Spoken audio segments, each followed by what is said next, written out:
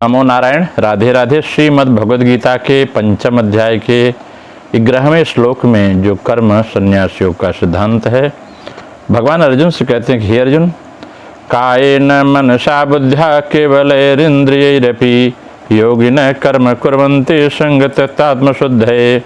कहते हैं हे अर्जुन, जो योगी लोग हैं वो आसक्ति का त्याग करके केवल ममता रहित है, यानी इंद्रियां, शरीर, मन, बुद्धि के द्वारा अंतःकरण की शुद्धि के लिए ही कर्म करते हैं। जो यज्ञ होता है, कर्म यज्ञ है उनका, वो अंतःकरण की शुद्धि के लिए ही करते हैं। अगर इसका भावार्थ लें तो यह भाव समझ में आता है। योगिनः शब्द का जो प्रयोग हुआ है, योगिनः कर्म कुर्वन्ति,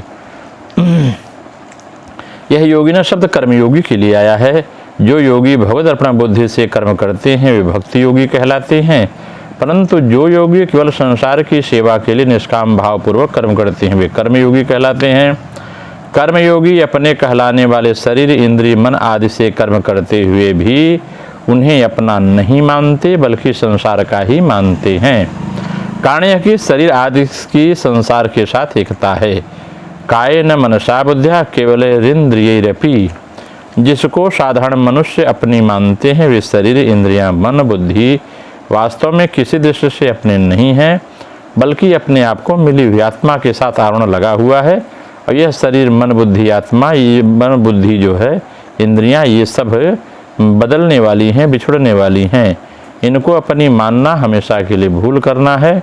इन सब की संसार के साथ स्वतः सिद्ध एकता है। ये संसार के कार्य के लिए हैं। विचार पूर्वक अगर देखा जाए तो शरीर आदि पदार्थ किसी भी दृष्टि अपने नहीं हैं। मालिक की दृष्टि से देखें तो ये भगवान के हैं, और कर्ण की दृष्टि से देखें तो ये प्रकृति के हैं, और कार्य की दृष्टि से देखें तो ये संसार के हैं, संसार से अभिन्न हैं। इसी प्रकार किसी भी दृष्टि इनको अपना मानना, इनमें ममता रखना भूल है। ममता को सर्वथा मिटाने के लिए ही यहाँ पर केवली शब्द का प्रयोग किया गया है। केवली शब्द बहुवचन होने का मतलब यह है कि इंद्रियों का ही विषय है, ये विशेषण है, परंतु इंद्रियों में भी ममता हटाने के लिए कहा गया है। शरीर, मन, बुद्धि से नहीं, ऐसा संभव नहीं है। शरीर आदि का संबंध समष्टि से है। समष्टि माने शरीर जो है संसार से है, संसार के साथ है। व्यष्टि कभी समष्टि से अलग नहीं हो सकती, इसलिए व्यष्टि माने शरीर और समष्टि का मतलब है संसार का संबंध जुड़ा हुआ है। जैसे लड़की के विवाह होने पर संबंध जुड़ने से लड़की का प्रेम सास, ससुर, देवर, जेठौत, पति आदि ससुराल के सभी संबंधियों से अपने आप संबंध जुड़ जाता है। ऐसे ही संसार की किसी वस्तु यानी शरीर आदि से संबंध जुड़ने अर्थात उसे अपनी मानने पर पूरे संसार से अपने आप संबंध जुड़ जाता है। वास्तव में कर्ता का स्वयं निर्मम होना ही आवश्यक है।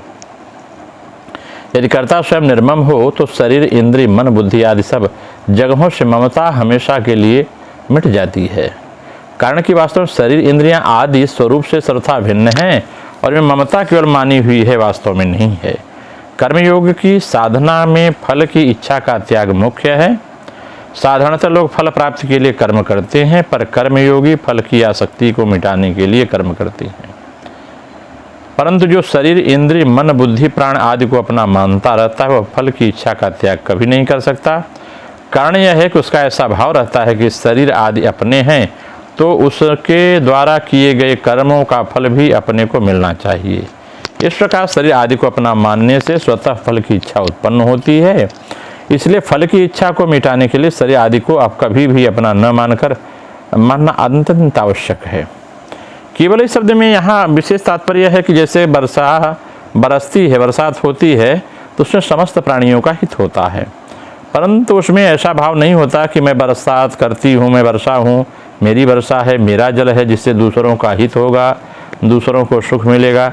ऐसा ही इंद्रियों आदि के द्वारा होने वाले हित में भी अपनापन मालूम न होने दें। जैसे वर्षा जल सबके लिए है, परंतु शरीर, मन, बुद्धि, इंद्रियों के द्वारा ही किसी का अभिष्ट हो गया, किसी की मनचाही बात हो गई, इन क्रियाओं को लेकर अपने मन में खुशी आती है, तो मन, बुद्धि आदि में केवलपना नहीं रहा, बल्कि उसके साथ संबंध जुड़ जाता है, ममता जुट जाती है। संग तत्वात्म शुद्ध है। साधारण लोग मल विक्षेप और आवरण दोष को दूर होने को अंतःकरण की शुद्धि माना जाता है। साधारणतः जो मल विक्षेप है, आवरण दोष को दूर होने के अंतःकरण की शुद्धि मानते हैं, परंतु वास्तव में अंतःकरण की शुद्धि है शरीर इंद्रिय मन बुद्धि से ममता का हमेशा के लिए मिट जाना। शरीर आदि कभी नहीं कहते कि हम तुम्हारे हैं और तुम हमारे हो। आत्मा निकल जाती है, शरीर का चोला यही रह जाता है। कभी नहीं कहते कि हम हमारे हैं तुम हमारे हो। हम ही उनको अपना मान लेते हैं, उसको अपना मानना ही अशुद्धि है। ममता मल जरी जाए। अतः शरीर आदि के प्रति अहंता ममता पूर्वक माने गए संबंध का श्रद्धा अभाव ही आत्मशुद्धि है। अंतःकरण की शुद्धि के लिए अपनापन श्रद्धा हटाने के उद्देश्य से शरीर इंद्रिय मन बुद्धि को अपना न मानने पर भी इसमें स्वच्छ अपनापन रह जाता है। उस स्वच्छ अपने मन का श्रद्धा मिटना ही आत्मशुद्धि यानी अंतःकरण की शुद्धि है। अहमता में भी ममता रहती है, ममता श्रद्धा मिटने पर अहमता भी ममता नहीं रहती, यह श्रद्धा शुद्ध हो जाती है। कर्म कुर्वन्ति का भाव जो है इसमें शब्द आया है, शरीर इंद्रिय मन बुद्धि में जो सूक्ष्म अपनापन रह जाता है उसे सर्वथा के लिए दूर करने के लिए कर्मयोगी कर्म करते हैं। जब तक मनुष्य कर्म करते हुए अपने लिए किसी प्रकार का सुख चाहता है, किसी फल की इच्छा रखता है, शरीर इंद्रिय मन आदि कर्म सामग्री को अपनी मानता है, तब तक वह कर्म संबंध से मुक्त नहीं हो सकता।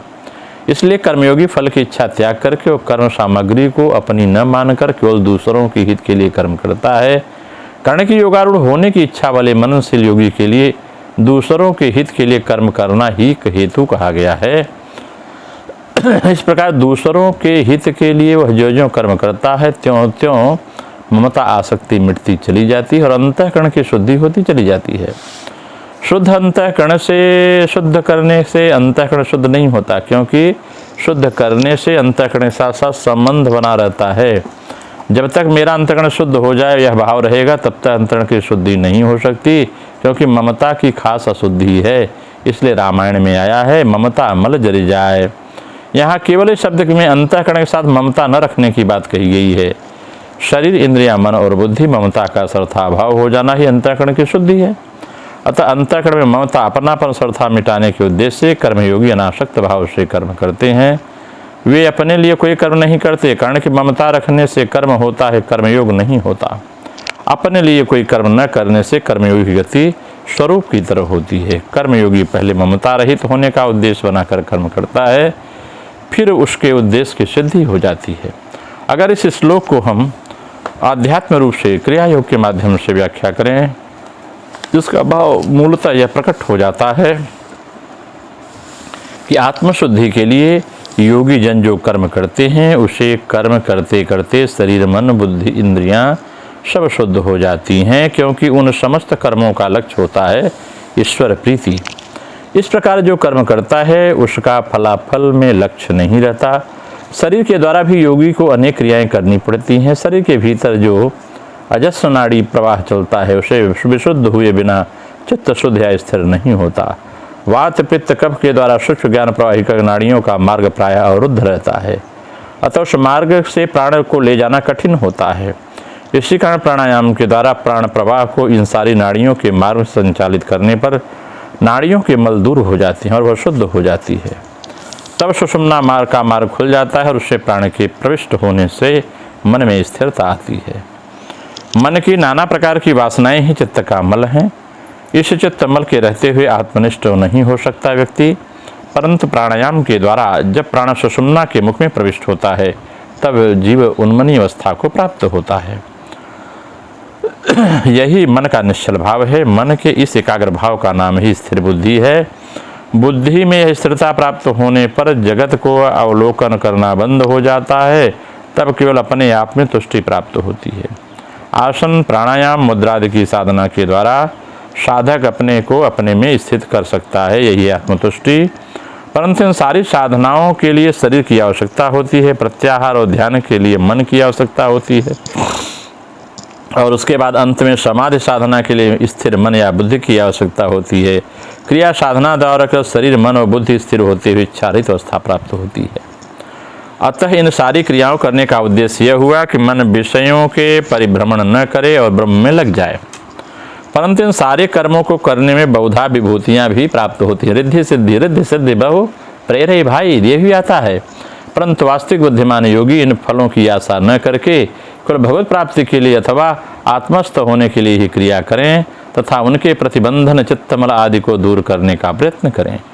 किसी विषय में आसक्ति रहने पर चित्तमल नष्ट नहीं होता और विवेक या ज्ञान की उत्पत्ति भी नहीं होती। नमो नारायण। राधे राधे।